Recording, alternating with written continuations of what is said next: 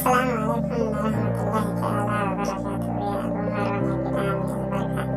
Barkanku da zuwa wannan channel namu Hausa kuma mai albarka.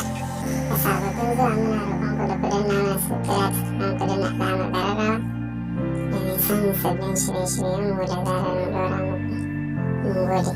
A yau dai muka zo muku da labarin yadda ake wa mata shayi. A gaskiya ƙasar Hausa wani lokacin su mu ce za mu iya cewa alhamdulillah ta kowane ɓangare, wani ɓangaren kuma mukan cewa Allah wadai.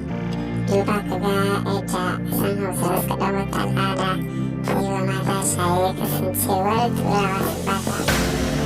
To, kakakin daga cikin dai hotuna yadda za ku ga yadda ake wa mata shaye da nan an burkata ana mata shaye.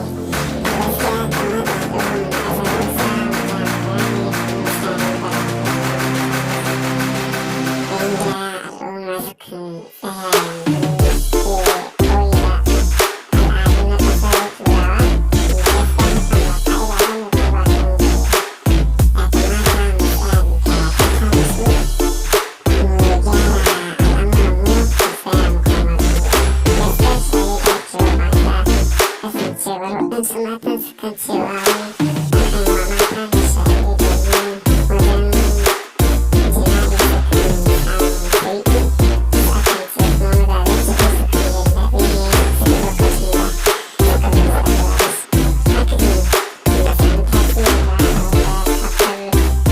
kula da lafiya da ta yi magana a kai kasancewar hakan turawa suna amfani da hakan wajen gyara matayensu domin yin jima'i da su.